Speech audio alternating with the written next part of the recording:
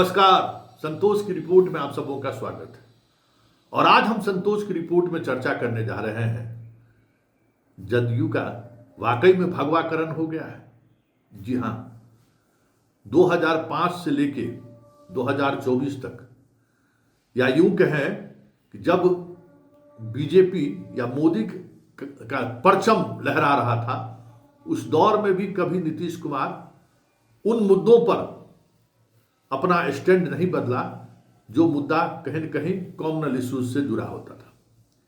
उन मुद्दों पर हमेशा नीतीश कुमार डटे रहे जिन मुद्दों से कहीं न कहीं मुस्लिम समुदाय हर्ट महसूस करते थे। बीजेपी के साथ रहते हुए भी कहीं भी कॉमनल इश्यूज में उन्होंने कह सकते हैं कि थोड़ा भी शिथिलता बरतने का काम नहीं किया। यूं कहें कि जब वो बीजेपी के साथ रहे और राज्य में कहीं भी इस तरीके की घटनाएं घटी, तो राजद के साथ रहने के बनिस्पत सबसे ज्यादा अगर कठोर कार्रवाई उन्होंने की है जब वो भाजपा के साथ रहे। उनका काम करने का ये शैली रहा है।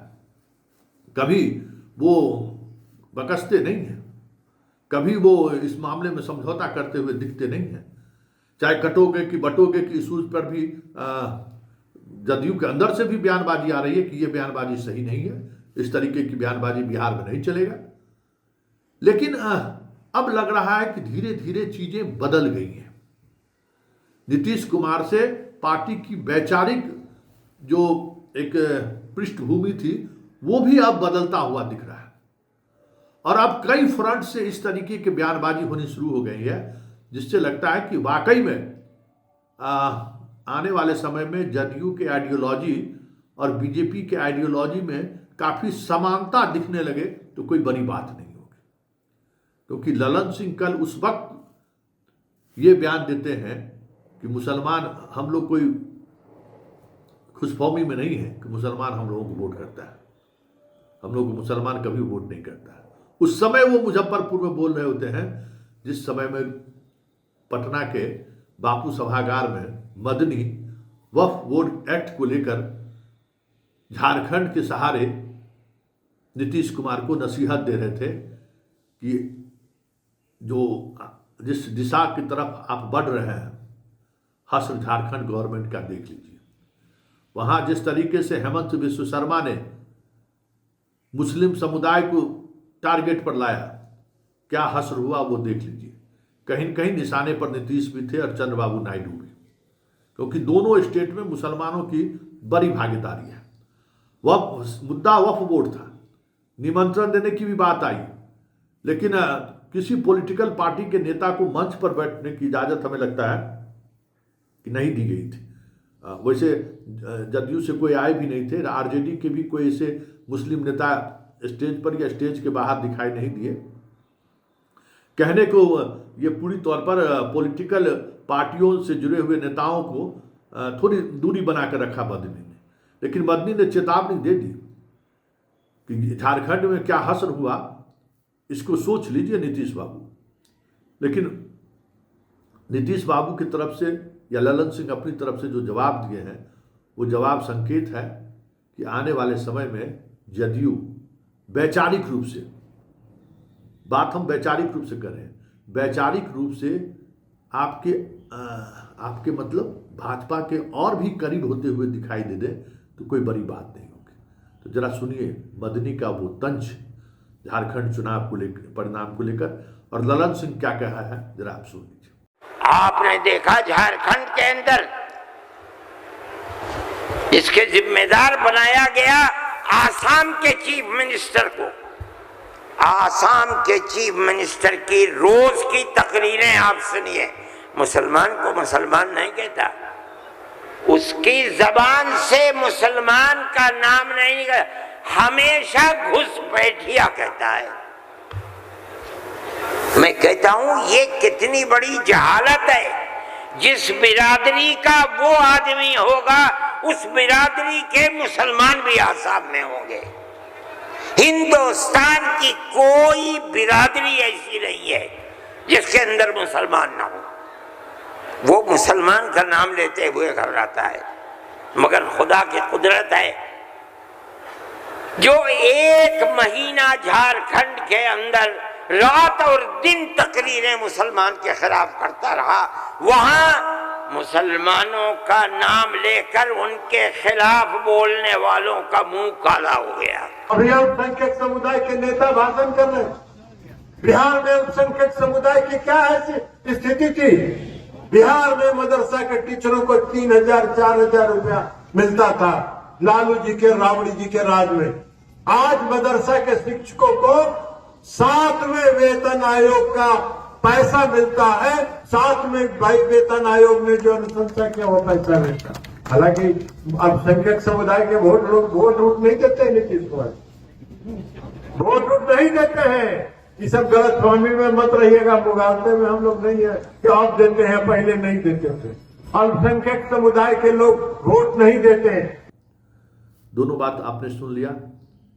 ये हम इसलिए कह रहे हैं कि वो जो खुशफहमी में दिल्ली में बैठे हुए लुटियन जोन्स के जो मीडिया के जो एक अलग तरीके के नैरेटिव चलाने वाले लोग जो बार बार नीतीश और नायडू पर कहते हैं कि अब गए अब गए अब गए, अब हमें लगता है कि इस तरीके की बयानबाजी के बाद अब उनकी दुकानदारी इस विषय को लेकर चला ले अलग बात है, क्योंकि इसका व्यूअरशिप अभी भी है कि नीतीश गए और नायडू गए।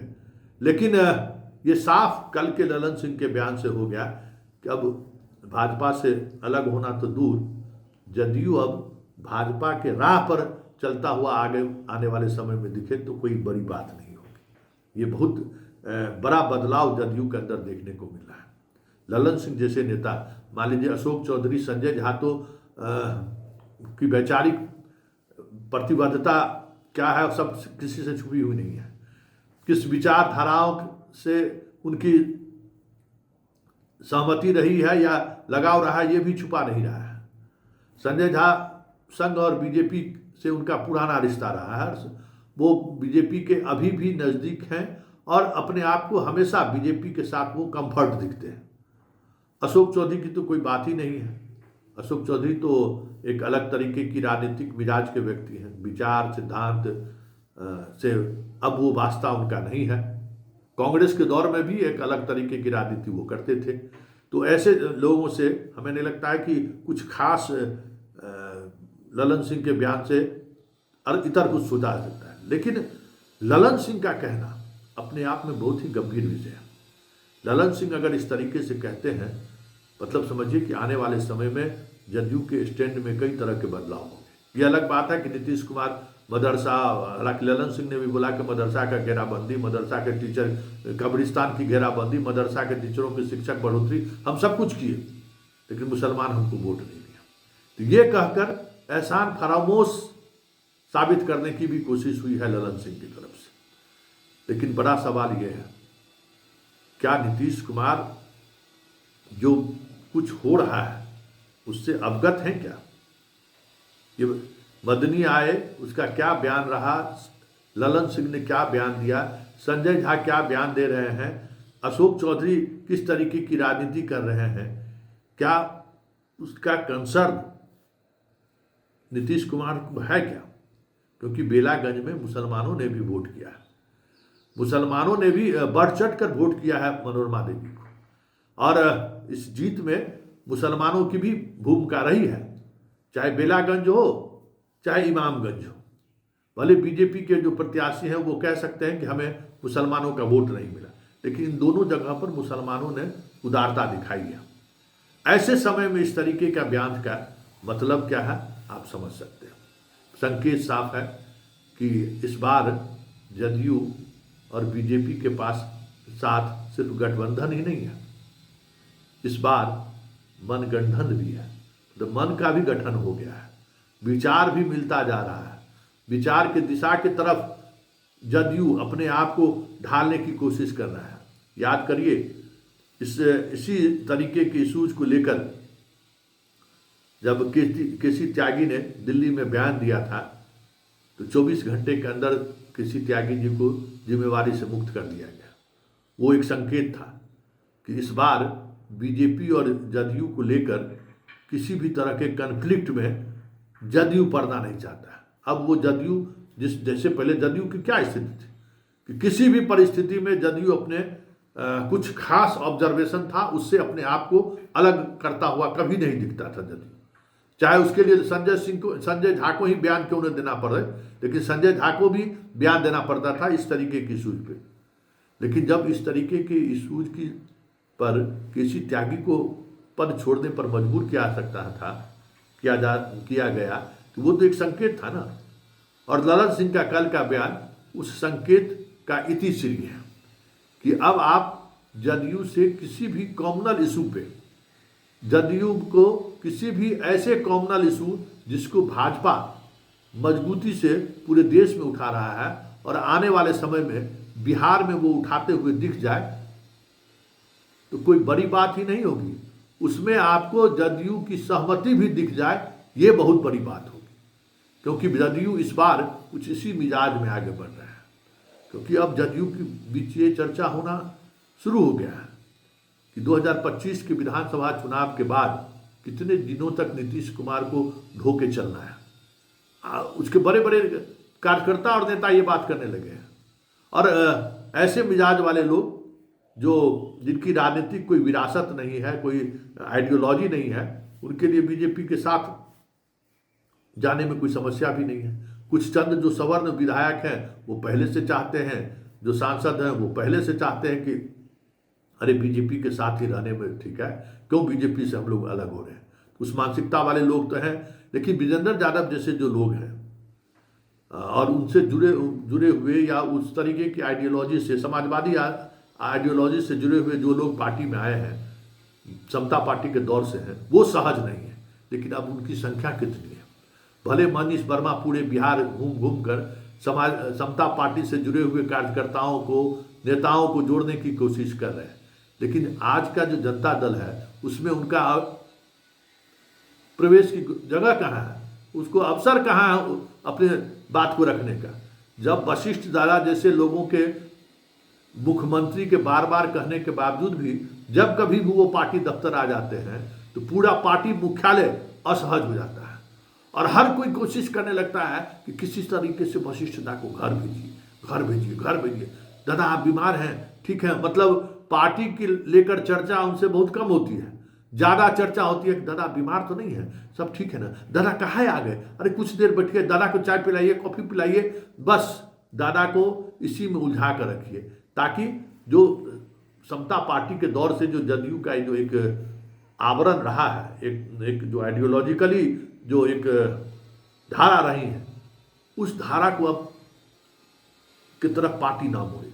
उस धारा की तरफ चाहने वाले लोग हैं या जुड़े लोग हैं, उनको प्रदेश कार्यालय में स्पेस ना मिले। वशिष्ठ दादा जैसे लोग बैठेंगे तो वो स्पेस मिलेगा, विजेंद्र यादव जैसे लोग बैठेंगे तो वो स्पेस मिलेगा। तो ऐसे जितने नेता हैं उनको अब धीरे धीरे हाशिए पर पहुंचाने की कोशिश आज के जो जदयू के लोग, ऐसे लोग जो बीजेपी के साथ कंफर्ट महसूस करते हैं, वो प्रवेश करने से रोकने की कोशिश करते हैं। और ललन सिंह को माना जाता था कि ये उसी विचारधारा के पोषक हैं, समता पार्टी से आए हुए हैं। एक धर्मनिरपेक्षता वाली छवि जो रही है, उस छवि के सहारे वो अपनी राजनीति साधते रहे हैं। तो ये उम्मीद की जा रही थी कि वो उस धारा को बचा कर रखेंगे। लेकिन कल के बयान ने ये साफ संकेत दे दिया है कि आने वाले समय में बीजेपी का जो फायर ब्रांड आइडियोलॉजी है, उस आइडियोलॉजी के पक्ष में ललन सिंह कहीं भाषण देते हुए मिल जाए तो कोई बड़ी बात नहीं है। मतलब जो सियासत की बात आए दिन हो रही है कि बिहार में नीतीश कुमार कभी भी संकेत दे सकते हैं, वो बातें सिर्फ अब मीडिया के गॉसिप के लिए भले हो जाए। सच्चाई यही है कि जदयू अब न 2005 वाली स्थिति में है न 2020 वाली स्थिति में है। जदयू अब एक अलग दिशा की तरफ बढ़ चली है। उसने पूरी कोशिश कर ली इंडिया गठबंधन के तौर पर राष्ट्रीय फलक पर अपनी आखिरी दाव खेलने का। उस दौर में जो पॉलिटिक्स हुआ, उस पॉलिटिक्स के बाद अब नीतीश कुमार के पास भी, चाहते हुए भी, अब वो स्पेस उनके पास भी नहीं है जिसके सहारे वो नई तरीके की राजनीति का मन, मतलब आरजेडी के साथ जाने का मन भी बना सके।